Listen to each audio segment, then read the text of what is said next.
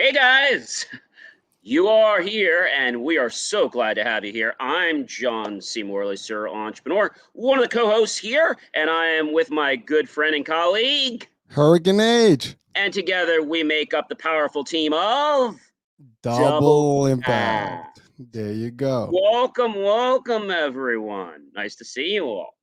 Happy Monday. Happy Monday and happy get ready for Thanksgiving holiday date. Yeah, this is the week. This is the Yeah, week. so if you haven't figured out what you're going to have, well, I think you probably should figure that out. Or what I would recommend you do is pick up the phone and maybe make reservations if you can, because a lot of the places aren't even going to be able to accommodate you. Yeah, that's probably already pre-booked. You probably should have done that. Like, we probably should have told you to do that last month, but hopefully you have some family and they can wrestle together some turkey and some stuffing. And if not, well, there's always YouTube, and you could just watch how to make a Thanksgiving dinner if you've never done that before. Well, that's again. Well, listen, I don't think. Well, maybe you can. I can give advice on cooking and all that good stuff. But but it is a good week. I mean, it's a beautiful week. I mean, It's a nice week, and I want to start off with this. And I have a request for all of my wonderful people that watch us every single week. First of all, I want to express gratitude from my heart, bottom of my heart, to all of you guys for watching us every single Monday night, and for watching me on all my other shows too, by the way. But I want to say thank you to all of you for doing that, and basically drinking the Kool-Aid that we offer, because it's some pretty cool Kool-Aid. It's non-alcoholic, and if you choose to drink it, it could empower and change your life. The challenge is most people don't want to drink the Kool-Aid. Maybe it's too cold, it's too warm, maybe it's too sweet, maybe it's not sweet enough. So I think you got to make a decision, right, HH? If you don't want to drink the Kool-Aid and become better, then I guess you're going to stay at status quo. that is correct. Nobody likes to stay at status quo, though. Well, it depends, right? Some people love cozy and Well, comfortable. there's cozy and there's comfortable. And I should say, serial entrepreneurs, we don't like status quo. We just like to keep raising the bar. Challenges, baby, challenges. Challenges. And it all starts in the mind. But before I get into that, I want to say to you one thing. I want to ask, make my olive branch offering here. And that is, this Thanksgiving dinner, make the choice to unplug from technology and plug in to your family. Well, that is powerful, and thank you, John, for doing that and bringing that And up. we did that in the beginning of the show. Usually I do powerful stuff at the end of the show, so something's wrong with me. I'm doing something powerful in the beginning. I thought I only did power stuff when we were ending. No, it's all powerful, baby. It's all powerful. But it's amazing because I had actually there's a show that's coming up, and the same discussion started with thank you. The power of thank you is important, and there's no better time to talk about that and family spirit and just being a better person than holidays. And this marks the onset of the holiday season, really, right, for everybody. Absolutely. I mean, whether you're like, there was one, I'll get to something, another thing I did that was kind of getting ready for the holiday season. So whether you have an iPhone, another smartphone, or whether you have a dumb phone or a flip phone or whatever you have, make the choice to either put it on do not disturb or turn it off, okay? And enjoy dinner with your family. So that doesn't mean in between bites, oh my gosh, what's my stock? Or your stock should be anything on Thanksgiving Day. Oh my gosh, or look what happened on Twitter. Look what happened on LinkedIn. Put the darn phone down, okay? It's all gonna be there when you finish stuffing yourself. All these people that are probably coming a great distance, some are, some aren't. Why don't you show some appreciation for the people? And even if nobody's making you dinner, even if you're going out to a restaurant, like my family often does with me, and we do that, you still want to be grateful for what you have at your dinner table or your lunch table or whatever table you're at. And just, I would tell you that it's best to leave your phone at home. Now, with the caveat, if you want to take your phone and maybe take some pictures, but then put it away. Okay. Take some pictures, fine. That's okay. But I don't want to be seeing people, you've gone to restaurants and the kid are like, Forget the restaurant. That happens outside home. I mean, literally, everybody's head down. Everybody's looking at the But screen. but there's a solution to that, HH. You know what the solution is? So there is taking away the Wi-Fi, but there is a solution. And I think it's become a challenge because parents don't want to become the bad guy or the bad person, right? So there is a solution right now. Netgear has it, many other companies have it. It's called timed internet. So you can set, yes, when the Wi-Fi is on and when the Wi-Fi is off. Well, at Thanksgiving, you can just make sure your Wi-Fi is off. I have one family that goes so far as not only to turn off their Wi-Fi for the holidays, they have a jammer so that no one can make any phone calls or get anything. In this one room, it's just no signal. Well, John, you know better. You're more of a tech person than I am, and you know about all the gizmos out there and the gadgets. And I think that would be cool to have for just the holidays. This is time to shut down every tech, for the day. Why not?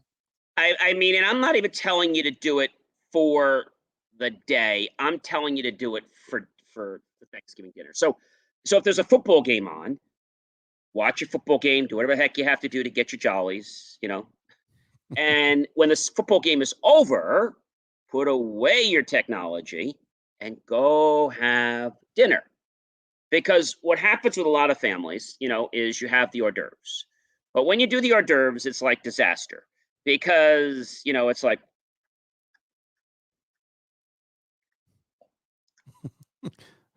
Stuffing yourself up. and that's not being unplugged. So when you go to the dinner table and, you pass the bread or you pass the rolls or you pass the stuffing or perhaps the yams, pass it and don't make it like an assembly line. Oh, here. Oh, did you want the yams? Yeah. So how's your new job going? Like be interested. I've said this before. Dale Carnegie said it once. He was an amazing person. I wish I could have met him. Two things people need to do to become successful in life. One is to learn the other person's darn name. Okay, if you don't know their name, just say, "Hey, I bet your parents gave you a beautiful name and it looks really beautiful. I don't want to botch it up. Could you say it for me once or twice?" Oh, sure. No, make a little joke out of it. But take the intent to learn somebody's name. Once you do that, that's important. But then you have to strive to become genuine, interested in the other person. If you're just all about stuff in your face and you don't care about the other person, oh, gee, that's a nice matter. Or gee, that's great. Or the yams are good. Yeah, I helped mom make them. Oh, you did? Really? You're into cooking? Really? But I came over and I helped her. So there's lots of stories. So I feel that the dinner time, at the holiday dinner time, I mean, it should be every dinner time, but people are oftentimes too busy for that, quote unquote. So I feel the holiday times or meals should be about sharing stories. Could be storing challenges, but it's not the time for shop talk. So if you're in business, it's not the time to talk about all your things in business. Not about that. It's about a story. I mean, if there's something in work you want to share, that's fine, but it's not about like shop. What should we buy for this? No, that's shop talk. We want to talk about conversations that are engaging people at the dinner table, that are going to give people a positive reason for wanting to be at that dinner table. How many times have you ever gone to a dinner table? Probably never. And you're like, oh my gosh, I can't believe we got to go there again. We got to see those people again. Oh boy, just be on your best behavior. And they always come late anyway. So like, what gives? Yeah, I know. Just be nice to them. So they're the kind of people that if dinner's starting at 5, you tell them we're eating at 4. Oh, you're just in time. Well, we're an hour late. Well, that's what we told you for, because we knew you. I'll be careful next time they know. You got to raise up the bar again, 3:00 next year. So it's like they like kind of, oh, we have to go here, we have to go there, and we have to go here. Whatever. Like, I get that they have other families, but I think they got to prioritize, or the family's got to understand that you can't like do that. And if there are that many families, just say, look, we're going to spend, let's say dinner with you today. I don't think you should botch up the whole meal. So I think what should probably happen is you should probably rotate who you have Thanksgiving or Christmas with. So maybe you still want to see them on Christmas, but maybe you go here for Christmas this year or Thanksgiving this year. And then you still go to them later on after dinner, but you start the dinner here. And then you still visit them. So each holiday, it's kind of like, you kind of flip it around and be fair. I feel most people don't like the holidays because either there's something people make and they hate it and they've got to be polite about it. Oh yeah, grandma makes those. Oh, they're horrible. Yeah, just eat it. Even if it kills you, just make sure you swallow it, and you can always spit it up later.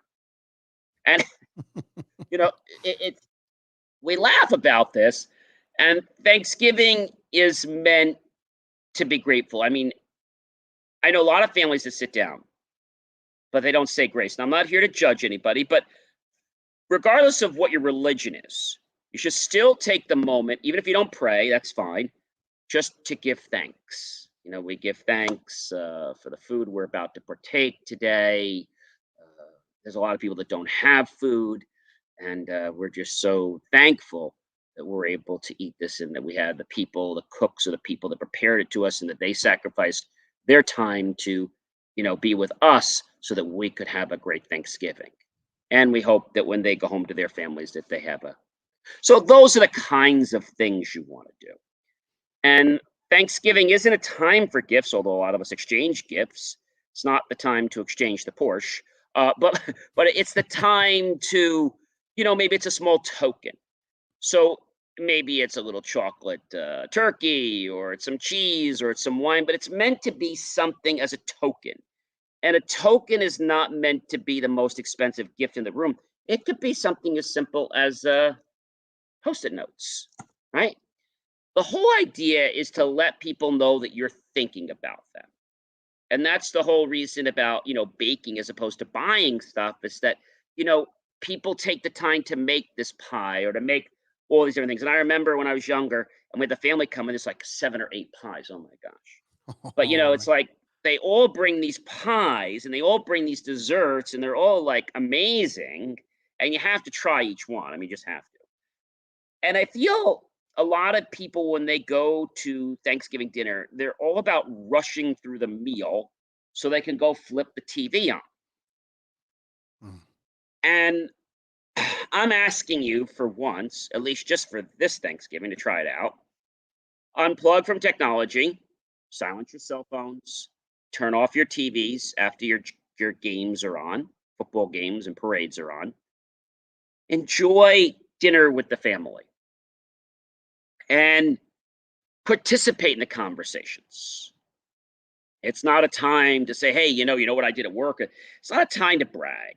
It's a time to share stories, to listen to other people at the dinner table, and to, what I like to say, break bread together with our family. We don't choose our family, but we choose our friends. So I always say to my friends, I don't choose my family. I choose my friends, but I want my friends to be just like my family that I would choose to break bread with. The person comes back to me and says, John, he says, but we're not Catholic or we're not religious. I said, well, it doesn't matter about the host of breaking bread.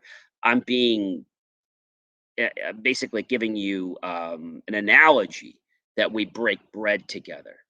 But I don't like bread. Well, okay, then don't break bread. Break pasta. I don't care. Chocolate. Just come to the table and, well, what are we going to do? Well, we're going to eat. Well, what are we going to break? Well, we're going to share a meal. Well, what kind of? It doesn't matter what kind of meal we're going to have. We're all going to partake in it. Yeah, we can have pizza. Well, I don't like pizza. Well, it doesn't matter. Do you like ice cream? I like ice cream. But ice cream's too cold. Bring your own, and we'll partake in that. That's okay. That's so fine. I think a lot of people, when they go to a restaurant, they feel pressured that they have to leave. And I want to tell you that if you unplug from technology, that's step one. Step two is that you need to be involved with the family. So I've dedicated this entire week through Thursday, every day, to posting something about how to unplug from technology, how to plug in to your family and friends. Because I think it's something that it's not very well known. And I think it's something like, oh yeah, we don't do that anymore. That was done when the Waltons were living. yeah, but yeah, we don't do that family crap. I'm like, oh, okay. Like, I'm not going to go outside and and go make butter. Well, I'm not telling you to go churn butter. I'm just saying that we need to kind of be a little coordinated. Yeah, I don't do all that crap. And and I think it happens because a lot of times people get defensive. They share something and the family's like, "Oh, you do that?" Like, I think it needs to be a table where everybody is gonna be non-judgmental. "Oh, you work with the pigs and the cows. Oh, how'd you get into that field?" Or there was a friend of mine, and I was at a high school reunion, and I asked him what he did, and he told me that he uh, he um, he worked with the purveyors at importing fruits. I said, "That's interesting." And I was really interested. I said, so his name was Mark, and I said, "Mark," I said, "Tell me, how did you ever get into doing the importing fruits when you love basketball and statistics?"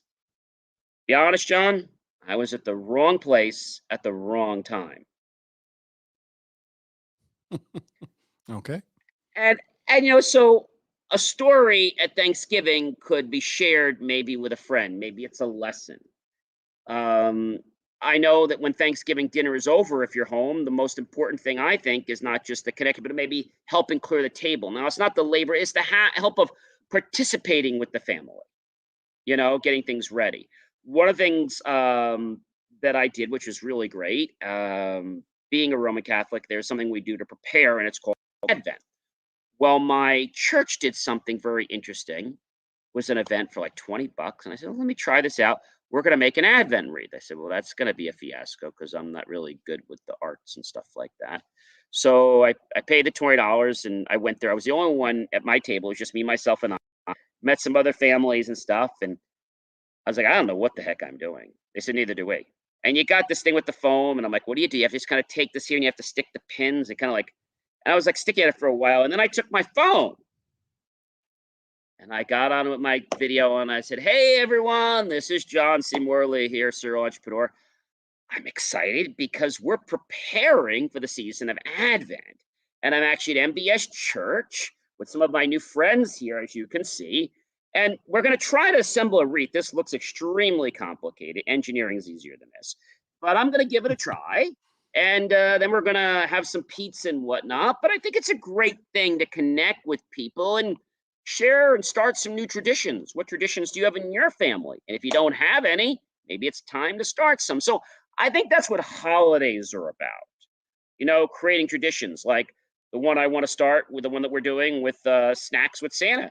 That's a great tradition for every kid to come. It's good business for us too. Um, to come to Dave and Buster's and to have a photo taken. It's not just about the photo; it's about the experience. How many times do you go to a mall and they charge you whatever it is to take a picture? Then, hey, get off my lap, kid. Like it's not. It's not really a tradition. It's more of a moneymaker. It's not about something they want to do. It's something they have to do, and the parents do it to keep their kids quiet. So I feel that if you could create some traditions, maybe that's making a gingerbread house together. Maybe that's helping bake cookies. It could be making an advent wreath. It could be taking a walk outside. I know when I went to Italy several times, one things we always did was we did what they call a passeggiata, which is a walk in the evening after we've had our dinner or in the afternoon because they always closed at 1 o'clock for the siesta. And so starting traditions doesn't have to be hard. You could print a song sheet out and say, hey, we're going to sing. And everybody's going to probably give you a hard time. But then, once people start getting silly and they have fun, they're all going to join in because they're going to look stupid if they don't. And I think to me, that's what the holidays are about. Maybe it's about drinking eggnog, whether you like eggnog or not. Maybe it's about drinking hot chocolate. Maybe a mint chocolate with the candy cane. If you don't have it, you can just take the candy cane and stick it into the hot chocolate, and you made yourself a hot chocolate with mint. So it's about those kind of things. Maybe you want to stick the big marshmallows in. Whatever you want to do. It's about those kinds of things. It's also about the time when we're there for each other. Maybe a holiday is a time when we might be going through a hard situation, and our family's there for us. And I think that's a great thing during the holiday because I think we always need people, but sometimes our egos get in the way and we figure, well, I don't want to be around them or I don't want to open up. So I think it's a nice time to reconnect with your family. It's not about those $1 million gifts, even though it's nice to get them. It's about taking the time to figure out what Uncle Bob likes, Uncle Joe likes, your mom likes, your father likes, your daughter likes, your son likes, right? Brothers, sisters. It's about thinking, oh, I wonder if she'd like this at school. Like taking that time. It's not even about how much money you spend. It's about taking the time to get a gift.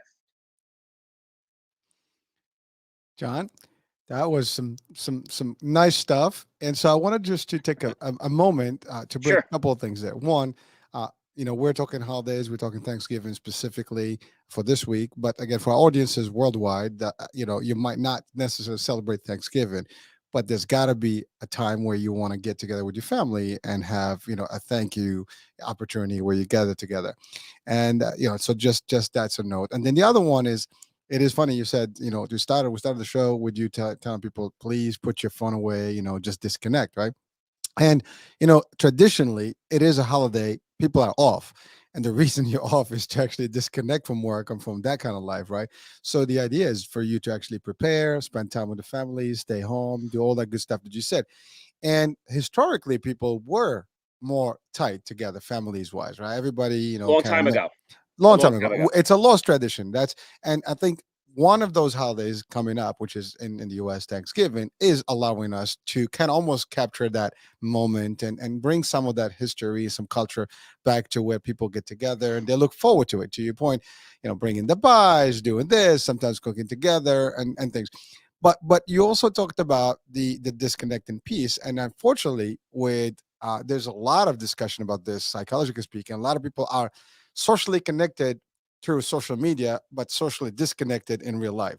And that's like almost a sad statement. Like, you're connected with everybody on a phone, but you're not connected with the people that are in front of you in the same room, whether it's your spouse, your significant other, your family, your kids, your parents, your cousins, whoever it is.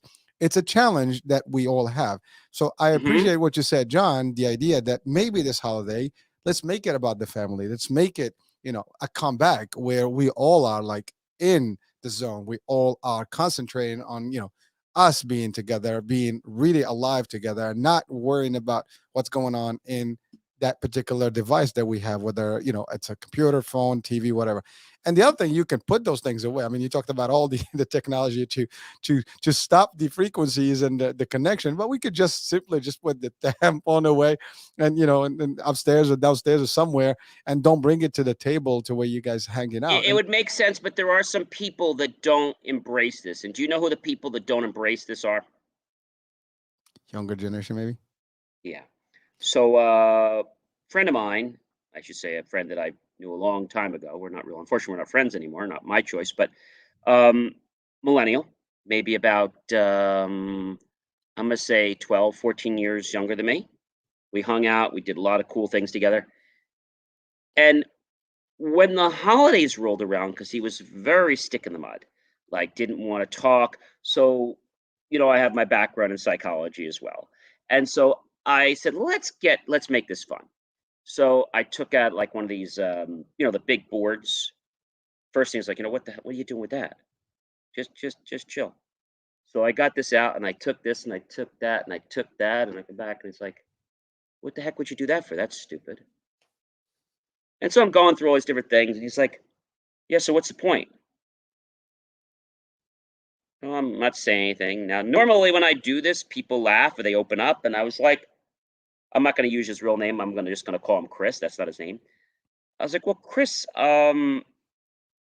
strange thing. Usually when I do this little chart like this, people laugh. He said, yeah, because they're idiots. And Okay. they open up. They share. Like I try to share things with you, but you just seem like you don't even want to share anything about your life. Are you not happy with your life? He's like, John, this is a wasted discussion. Can we finish the game? Mm. And, you know, I said to myself, how do I connect with somebody like that? We're kind of friends, but we're at a disconnect a little bit. And You guys so, completely different. yeah, this is the same kind of person that had lived very close to me where when I was in my building, and he was every time he would come down, and he would almost knock me off my feet, not intentionally, but because he's more important and he has to get to work. And so he said to me a long time ago, he said, "John, people are a waste of my time unless they're making me money." Okay. And that sat in my head. And so this kind of kept coming up. And I said to him, I said, "Chris," I said, "So how's work going?" "Oh," he's like, "it's hell." I said, "Well, you want to share with me?" "Yeah." "What's the point? Why not?" He says, "I have to make X dollars, and if I don't, I'm going to lose my bonus, and it's going to be a horrible holiday." I said, "Oh, that's terrible." "Yeah, so I'm just going to work my butt off to do it." Okay. And that was like the only thing that he shared. Mm. And so I said to myself, "Gee, how can I connect with him more?" It's like he wants to connect, but yet he just keeps putting his foot in his mouth. And I said, "What could I do that would be nice to kind of soften this a little bit?" "Well, I make cookies." Well, one time I had made cookies and they had peanuts in them. So I said to him, "Are you allergic to peanuts?" "I was." I said, "Are you now?" He's like, "I think I'm allergic." I said, "Well, can you be in the same room?" "I can be in the same room." He's like, "As long as they don't get shoved down my throat." He says, "I should be fine." I said, "Well, do you think you're still?" "I don't know." He's like, "I was allergic like 10 years ago." But he doesn't know he's allergic. So at that point, I started realizing that maybe the cookie was a bad idea. So when I made cookies the next week for the holidays, I decided to make my cookies, but this time I decided to make him some cookies without any peanut butter. Thanksgiving was the holiday. I called him up and I said, "Hey, Chris," I said, "Can I have come over? I have something for you." He's like, "Yeah, just make it snappy." Okay. I go get what I made for him. I knock on the door, go to him. "You take your shoes off. You're gonna ruin my carpet." "Okay, sure, no problem." I said, "I brought these for you." "What the blank did you do that for?" "Was just trying to be nice." "What are you trying to do? Make me fat?" "Well, you could have one cookie a day. I mean,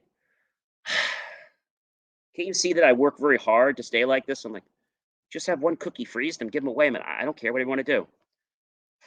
Like really, like this attitude. And I started to realize that this type of person is unfortunately, I'll call it the stereotype, one of the reasons why we have a disconnect at the dinner table. They have their phone, they have the this, they have the that. Even when we were out bowling and Mm. we're playing a game, he's on the phone. I said, "Can we lose the iPhone like for like maybe 20 minutes? Like you've been on the darn phone. I haven't talked to you for." "Yeah, well, I'm busy talking to my friends." "Yeah, but you're here with me. Okay? If you want to invite them to join us, that's fine, but we're hanging out here. I'm not hanging out with a cell phone because I could have done that myself at home." Of course, they get back, gets an attitude. "What do you have an attitude?" I said, "No, but I'm not going to hang out with you if hanging out with you is just looking to your back and you punching buttons on a cell phone. I'm just not going to do it because I'll stay home." Mhm. And I think they don't realize how disconnected they are. There's a wise gentleman and a very good friend of mine. He's been a guest on my show many times, Dr. Michael Nuccitelli, and he has something called odor. Now, we're not talking about the odor that's in your shoe or on your breath if you don't gargle properly. We're talking about odor, ODDOR. Offline distress dictates online response. Now, what the heck does that all mean? Well, he's got a whole thing going. Okay. Yes. So if you're having an issue in your life, whether it's relationships, people, ego issues, guess what's going to happen?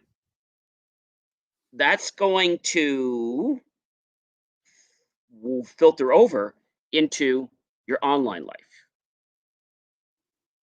and you're going to either become somebody else, or you might be a different person because you're annoyed about how your life is going. Now, I say this to you because if we could stop the dysfunction at the human level, then we wouldn't have all these psycho crazy people online.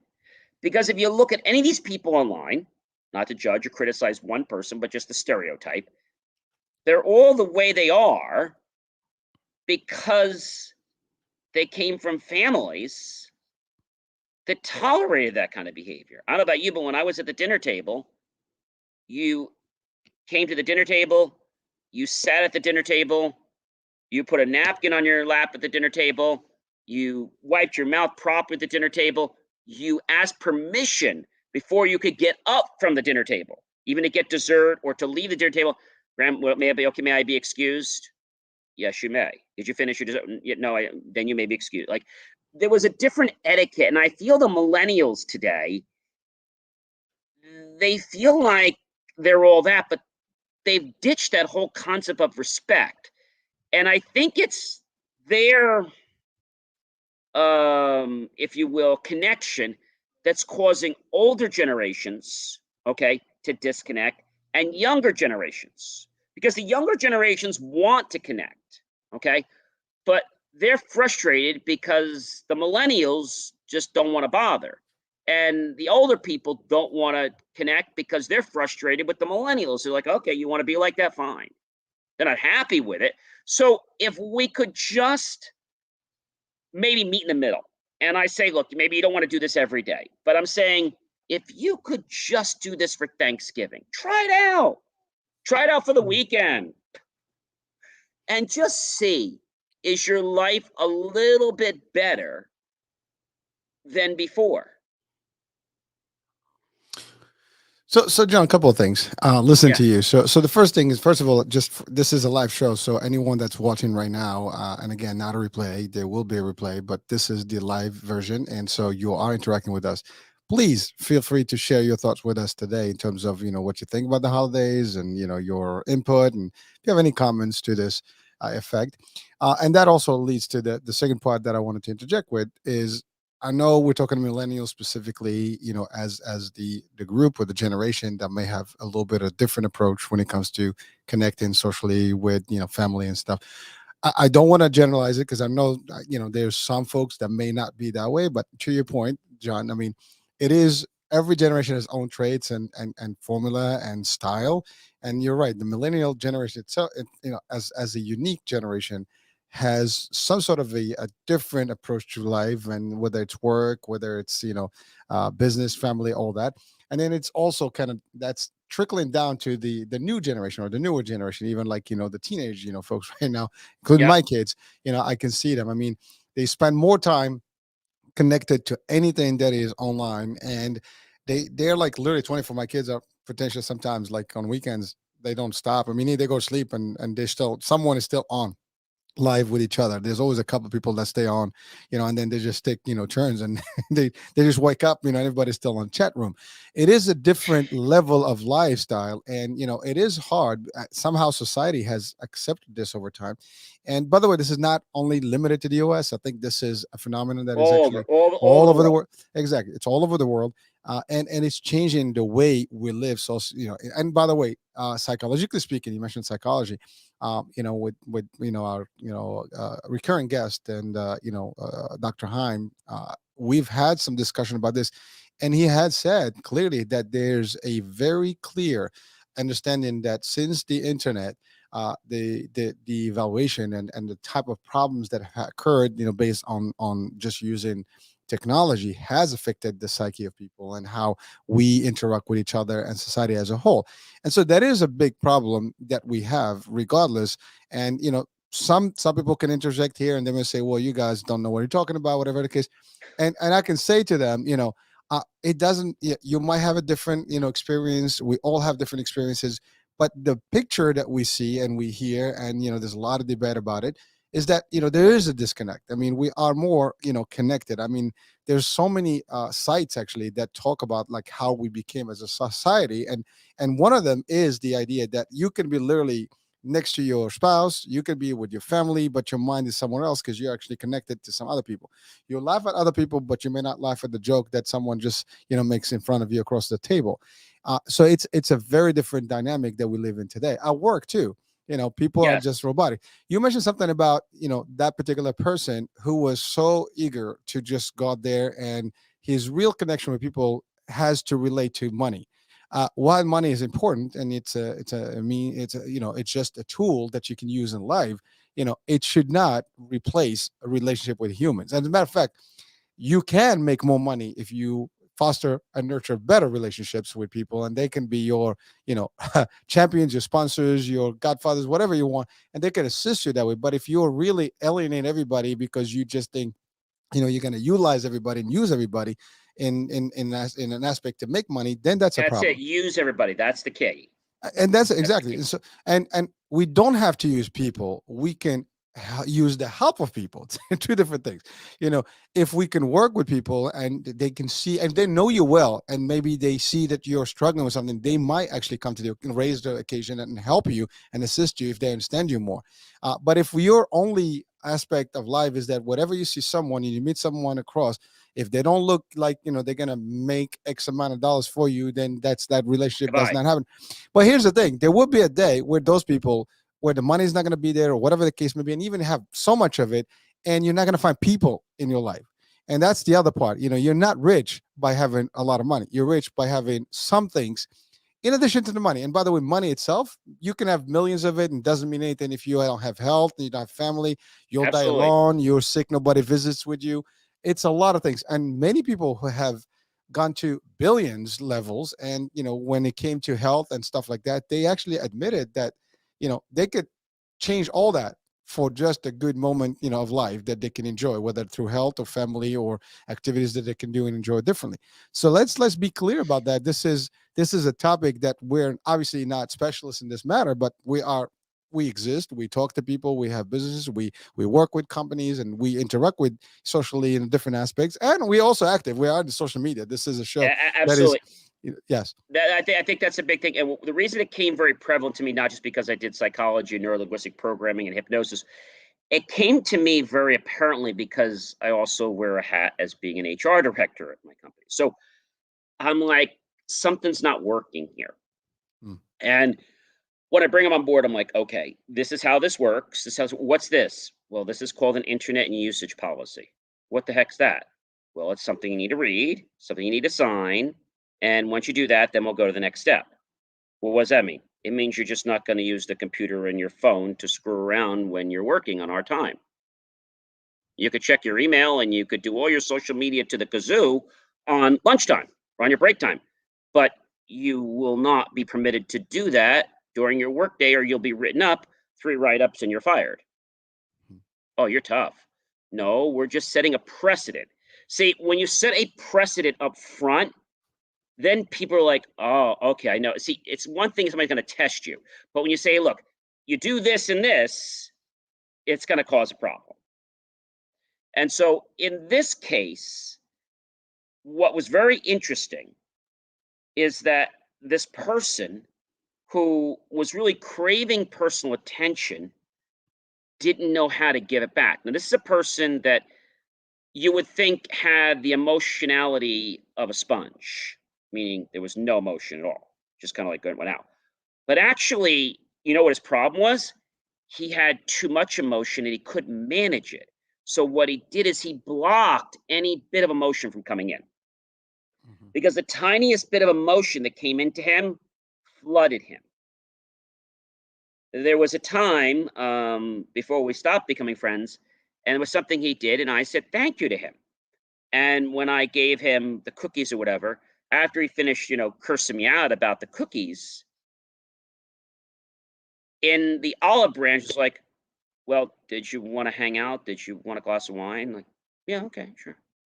So it's like, and then when that happens, they don't know how to do balance. I won't go there tonight, but this whole week, by the way, John's talking about balance. not just as balance in your life, but there's balance of a lot of things. We talked about balance of accounting, balance of chemistry, and there's so much more. But my point is that when somebody is that removed from society, don't assume that they have no emotionality.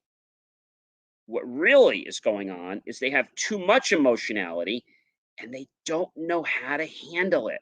So they figure it's just better if they push you away.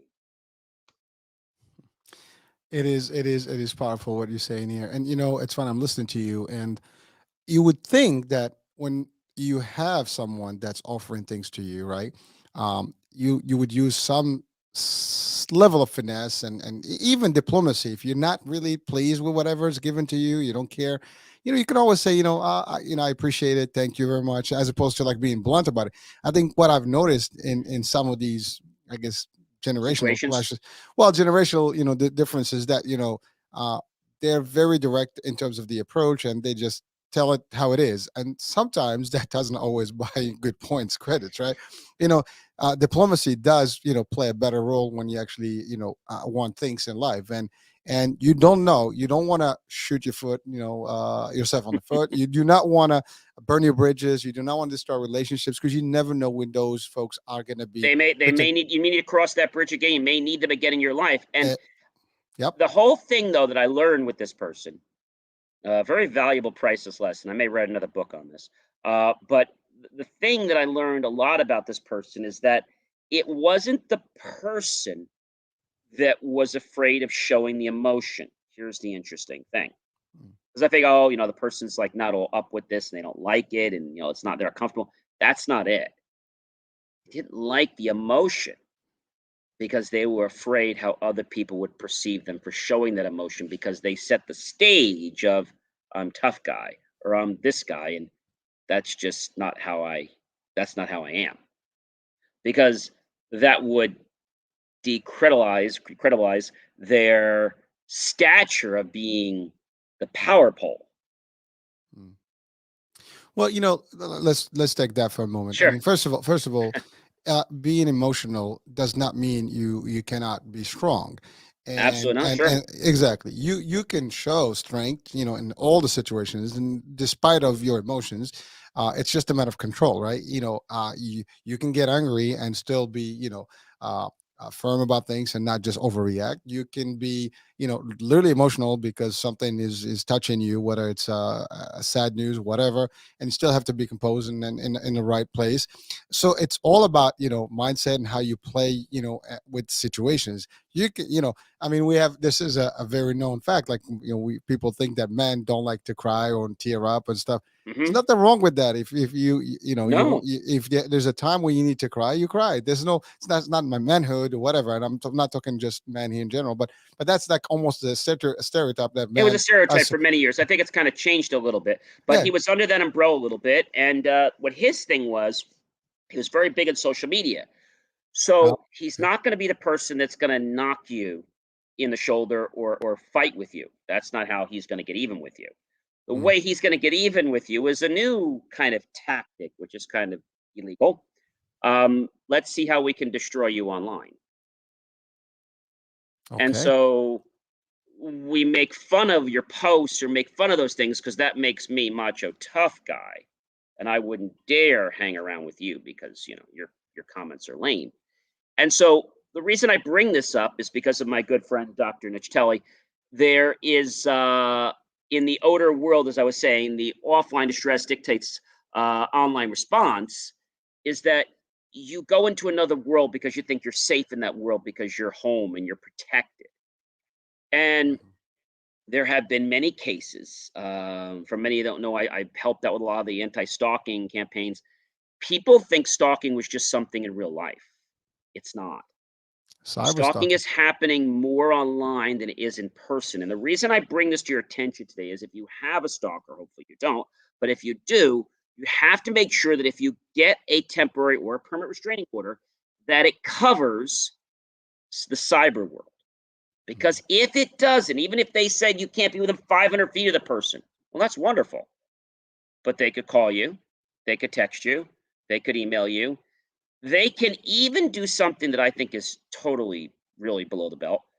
they can order things in your name and send them to you just to humiliate you and stuff like that. So they can put you on mailing lists. I mean, it's terrible that people would do this, but I think the reason they do it is it kind of gets them like this edge or this feeling.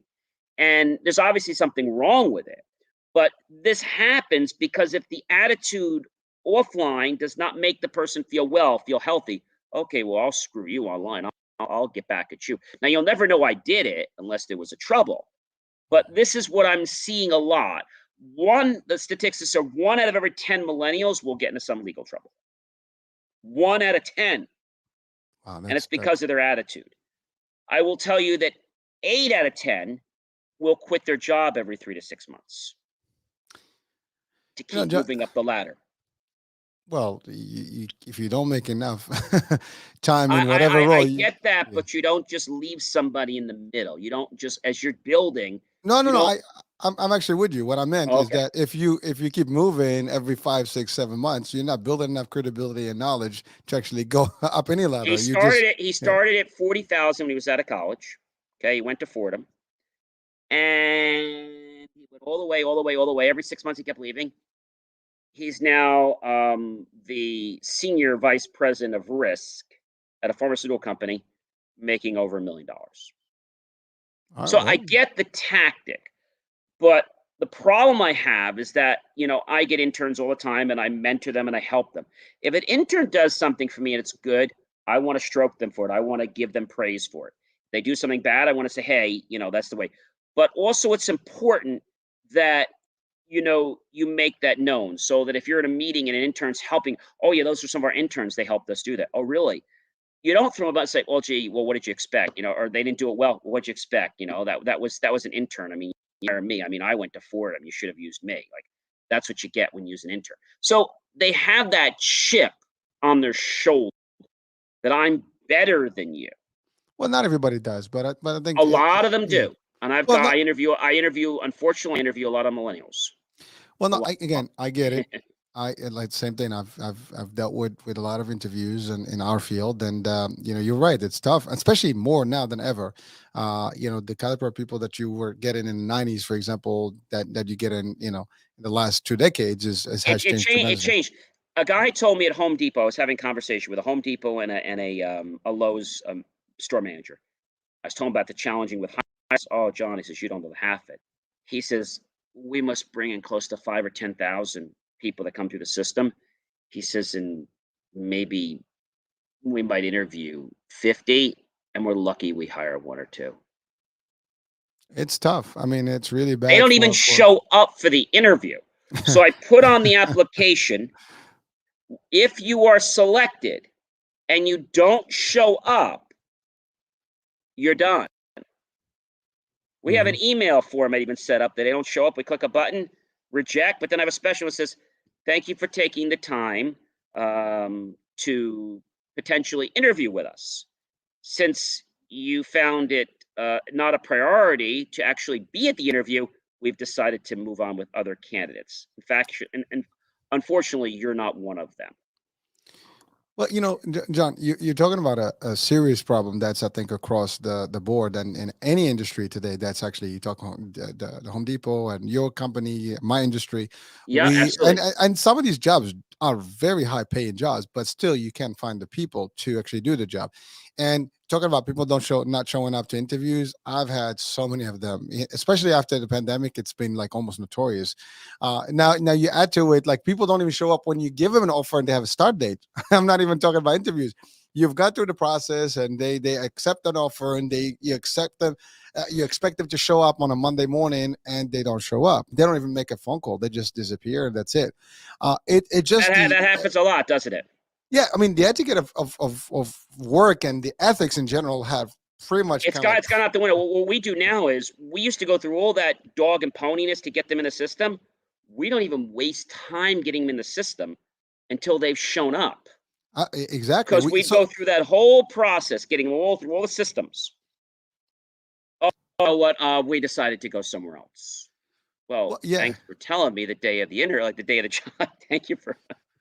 Listen, I get it. People are looking for opportunities that match their needs, but professionally speaking, that only is going to work for someone. I mean, for the guy that you mentioned, maybe that's one the exception, and he was able to make the transition and be at a nice executive level. Moving from one side to the other, and looking for the opportunity, and that's okay. You're always going to have people that are really motivated enough to do that, and whatever it takes to get there. But there's always a price to pay. We might not know what that price is, but maybe not having a social life It could be may the not be price. money, but it's friendship. What I can tell you about him was very interesting. I Yep. was actually at an event, and one of his friends were there, and there was a guy in a wheelchair, Hmm. and he was right in the way, and he's in a wheelchair, so it's not the guy's fault he's in the way. And Chris goes and he goes, "What the blank f?" He goes, "You're always in the darn way." He's like, "Why are you always here? You're always in the way." And his friend, let's call him Brian, said, "Chris, what's with you? The guy's in a freaking wheelchair." "Oh, he's trouble. Don't talk to him. He'll get you in so much trouble." And so he has that persona because the person in the wheelchair got to know the other side of him. Mhm. And he doesn't want his other friends to know that he has that side. And I think that happens a lot. Could be in work, it could be a lot of things. They don't want them to know that they're that responsible person or they're that volunteer person. "Oh, you don't tell them I went to the soup kitchen. Don't you dare tell anybody. I'll kill you." And I always say if you do something and you blow a trumpet, you for alms, then you've already been paid. If you do something and you don't get paid, well, then that's when you'll be rewarded. But I think when somebody does something and then goes out of their way, I'm not saying they don't want to be mentioned, but when they go out of their way to basically defame the fact that they did that, Mhm. I just think that's wrong. And so a person like that, I always say karma pays back. I Karma feel is a I feel that a person like that is not going to have too many friends. They're going to be probably locked into their relationship. They're not going to have any other friends because they're going to be under a controlling ship. And they're just not going to enjoy life. They're going to go through what I like to say the motions of life. Now, you could do that your whole life. If you go through the motions of life, you're not living life. You can either live life or you can thrive in life. 95% of people that are in life don't thrive in life. They just live. They live. Well, John, I mean, one can argue that, well, Yes, it's a free world. That's the way they like to I live, and that understand. they're okay with it. And frankly, that's fine. I mean, at the end, they're lost, right? I mean, we see it from our lens, they see it from their lens, and it's again the 9 and the 6 concept, right? It's irrelevant, how we see it, but the fact of the matter is, we know that there is there's almost like a level that we all should be somewhat held to, right? As human race, right? And I like to call it a standard. a standard, exactly. A standard. And the Standard. standard is, you want to be somewhat personable, you want to be somewhat sociable, you want to be also respectful. And you said karma is a bitch, a big one, and it will come back to you, and it will kick you back in the butt no matter where you It are, how doesn't long it takes. happen right away. It takes some Well, time. sometimes it does, sometimes it doesn't. But it will. Don't justice in earth on earth happens. Doesn't matter what belief you have, it does happen. And call it energy, call it religion, call it divine, whatever the case may be. It happens. It's real. And anyone that lives on and long enough, they will realize that. So if you be careful what you dish out, because it comes back to you double time. And that's one thing. And disrespecting people or feeling that you're better than others, that's also something that, what, it will eventually, there is always someone better, and there was someone that's going to make you feel that way. Sometimes it's uncertainty, sometimes it's just insecurities that you might have, and you kind of almost use that personality to kind of phase out all that. But there will be a point where someone else is going to do exactly that to you, and you'll be like, it's not going to be fun. But again, we're not here to judge. You can do whatever you want in life. At the end of the day, everybody has their own style, and they whatever fulfills them. But are you really fulfilled? Do you ask yourself the question, am I really an ass? Am I really a good person? And you know what? It does, we all want to be a good person, I think.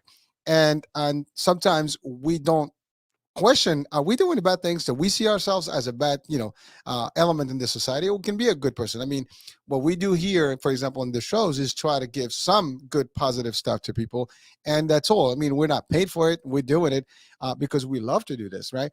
And that doesn't make us good or bad. It doesn't matter what we think, and what you think if you're listening or watching right now. But the fact of the matter is, we all have the capability of being good, and we probably all want to be good.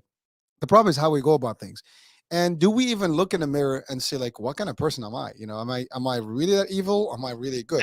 Absolutely. And that's just like the tool thing, like I said to you, whether it's a weapon, whether it's technology, it's not the technology, it's not the weapon that is good or bad.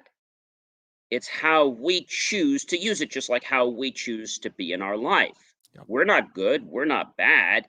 It's how we choose to respond and react in our life. Well, there's a meter to that, right? If Mhm. everybody around you stays away from you, that should be an indicator that something is off, right? I mean, you talked about, I forgot something. Again, think about something. You talked about odor, right? You don't want to be around odor, right? So if people are just like distant from you, there's something coming up. Maybe not be odor, but it could be just attitude. It could be personality that people cannot stand. And that's just similar concept. So you can gauge these things by just evaluating yourself. The problem is we caught up with our egos and pride, and we do not want to admit sometimes where we are wrong or our fault. And we think sometimes we are better than everybody else. And when you get to that point of thinking that way as a human, uh, you know, a good example is like, if you look, I had again in the show that we just did, uh, you're in, if you're flying, anyone who has been on a plane at 36,000 to 40,000 feet up there, you know, you barely see houses or cars, let alone humans. You can't even possibly see humans with your naked eye. I mean, you can't see them, right? That's how minute we are. And the further up, in the atmosphere and you get out of this earth, I mean, we're just nothing, right?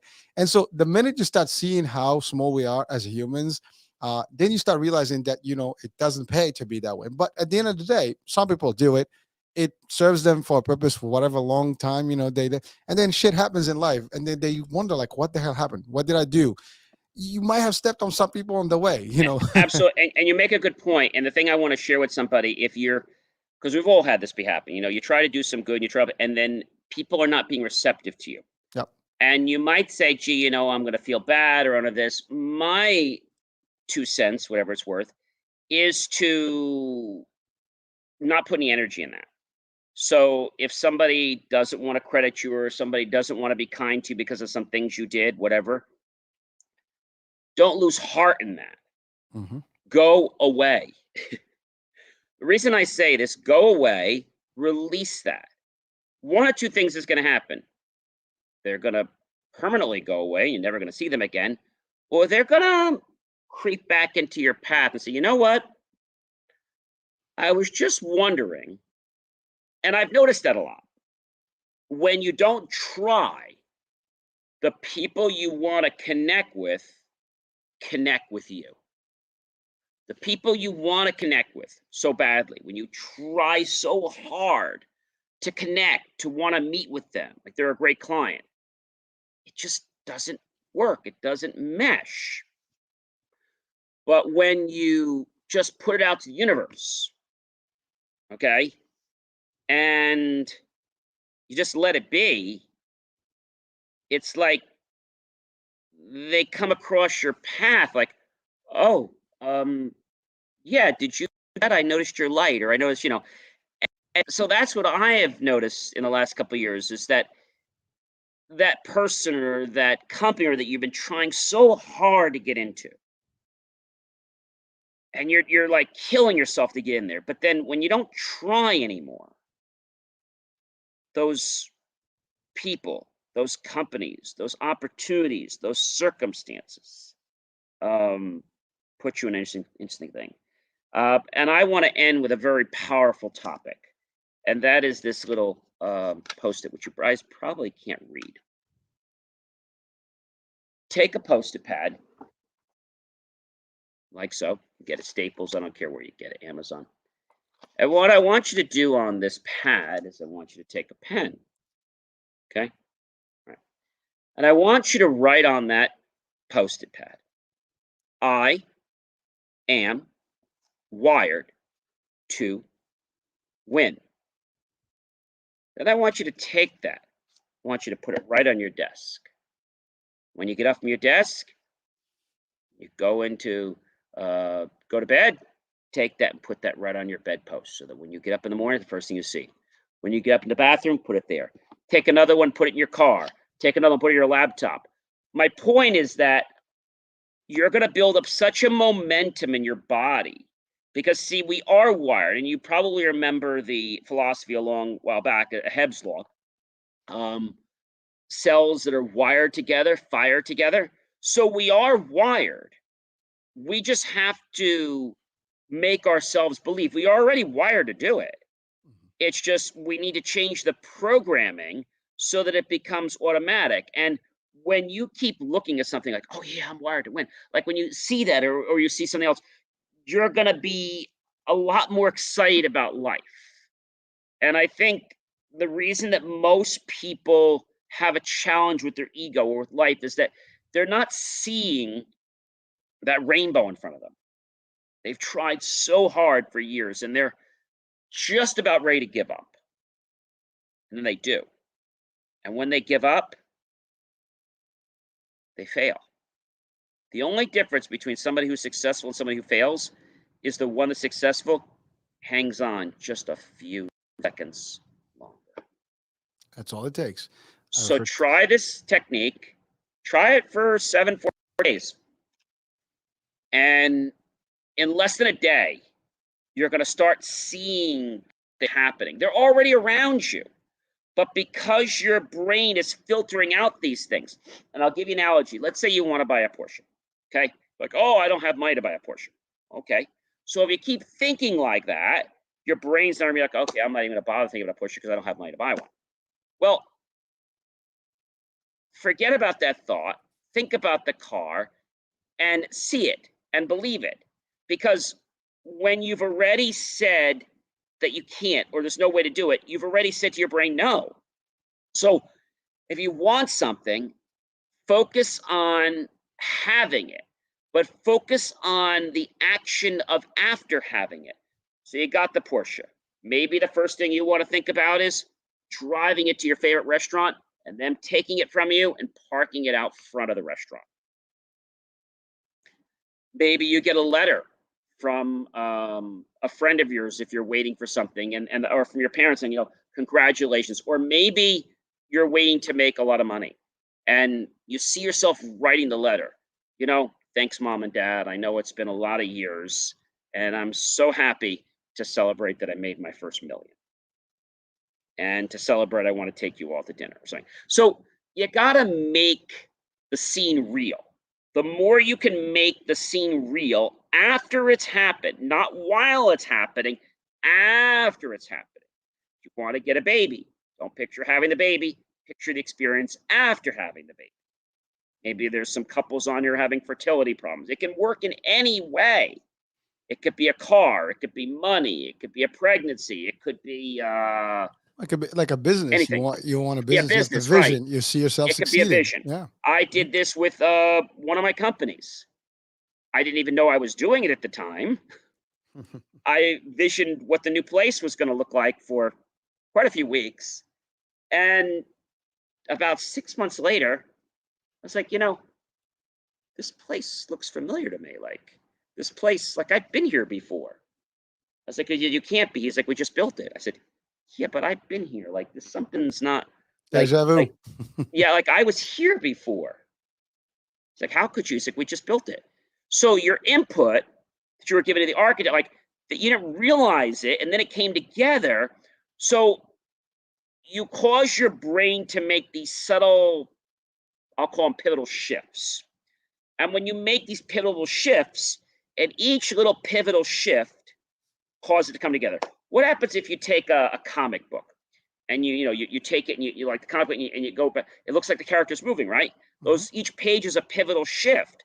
So if you take a pivotal shift of everything you do, a lot of pivotal shifts are going to cause motion.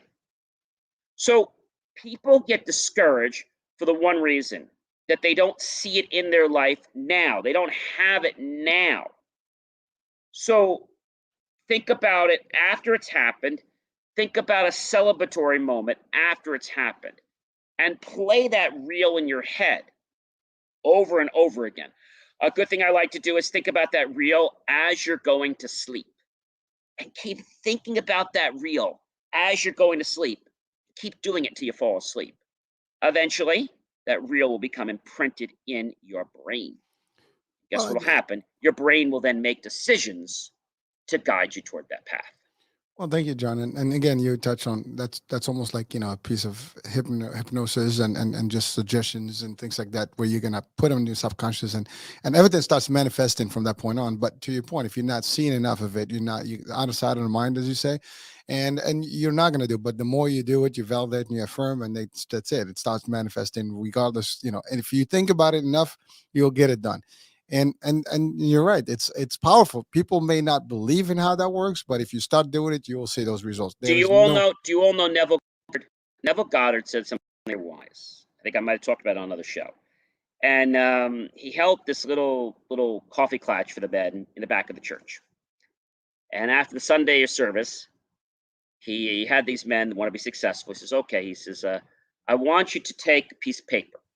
I want you to write on this piece of paper, and I want you to put this everywhere around your home, and wherever you are. And I want you to write on this piece of paper, 'I will not climb a ladder.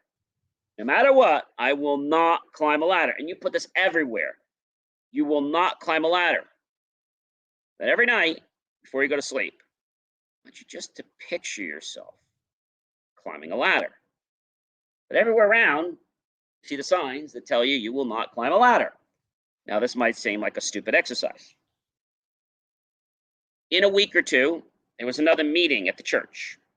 And Neville said, "You can attend this second meeting only if you've climbed a ladder."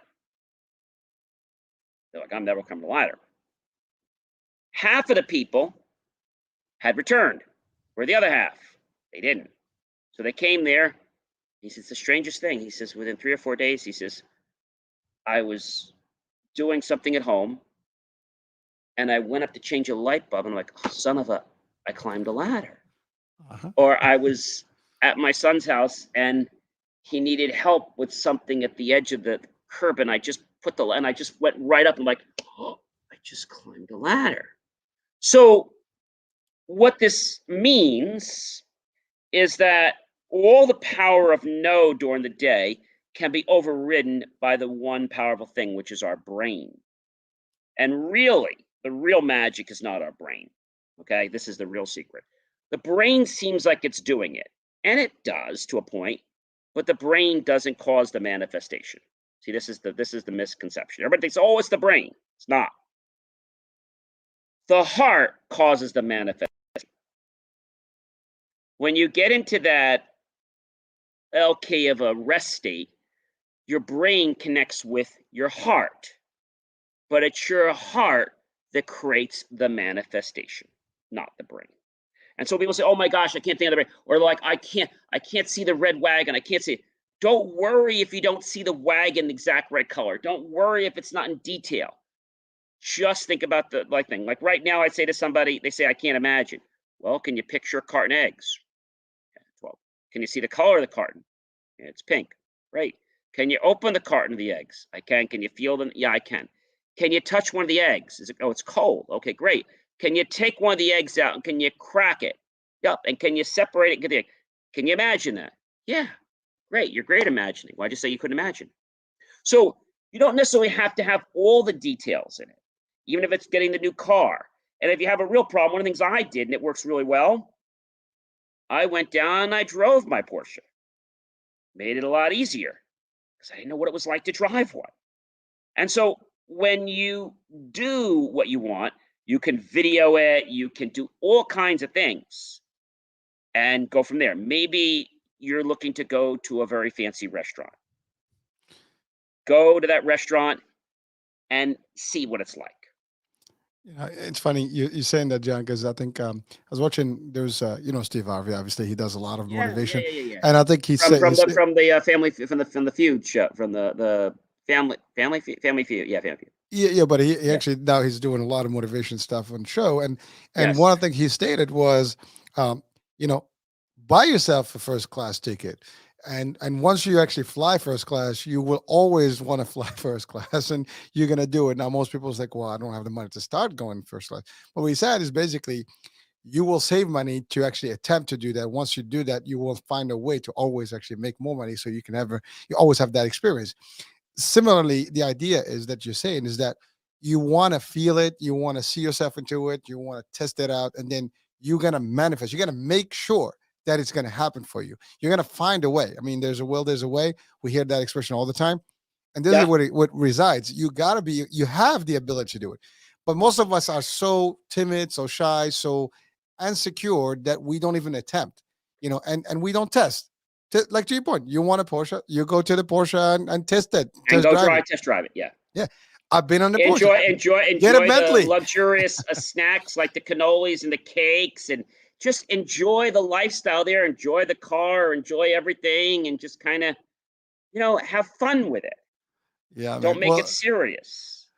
Well, listen, I think And we've exceeded our time. of our time. Wow, we really went over today. But so I think we've given you guys a lot of lessons and a lot of tips. But to your point about, what you have, people always seem to make just enough. Did you ever notice that? They make just enough to pay their rent. Just enough, just enough, just enough. So we need to change our limit. I think the problem is, well, we're comfortable, but we need to stop being comfortable. We need to start expanding. And so if we believe that we keep wanting, I'm not saying to not be grateful. I'm saying be grateful, but keep looking and keep raising that bar. Because if you keep raising that bar, I can promise you one thing. Not only are you going to be more successful, there are going to be people that are going to be lined up to get on your plane that's going 1,000,000 miles on the runway. They all want to get on your plane. I guarantee you. And it will happen. Again, you got to believe to achieve, right? That is See, my mantra. Yes. that Believe me, works, man. achieve.com. You have to believe before you can achieve anything. If you don't believe, as Neville has said, and as all the wise person has said, Claude Bristol Myers is another great book you want to read. And the guy who actually got to sit at the captain's table, he believed it was possible. And he got invited to sit at the captain's table. So believing and being around changes things. When you put something in your mind, it creates a thought, an energy. And that energy is the stuff in the universe that just makes the day go a little easier. And if your day could go a little easier each day, and you could be a little bit happier or a little bit more profitable, I'd say you're starting to win. And I would agree. And with that, ladies and gentlemen, I want to take this moment to, again, invite you all to please make the choice, it's your choice, to unplug your technology for this Thanksgiving dinner. Just the dinner, the weekend if you'd like to be really nice and generous, but just for the dinner, and see how different dinner will be this year when you make the choice to plug in to your family. And as you had stated, the discussion today, be thankful for everything and Be everybody around thankful your and life. grateful for everything you have, and more things will drop into your life that you can soon become grateful and thankful for. All And I right, wish this is everyone a it. very happy Thanksgiving. Yep. Everybody, happy Thanksgiving and enjoy. And this is the end of the show today. Is John, you want to close it up? Yep. So we will see you guys after Thanksgiving. That's going to be next week. That is our last Monday of November. Then we'll Yep. be talking all about the Santa Claus coming to town, All things right. like that. So I am John Seymour, a serial entrepreneur, your inspirational business coach, co-host, and with me tonight, and my co-host, Hurricane H. Yep. And We are together, we are Double Double Impact. Impact. We look forward to making an impact in your life soon. So tell your friends to subscribe and watch us again. Good night, everyone. All right. Bye.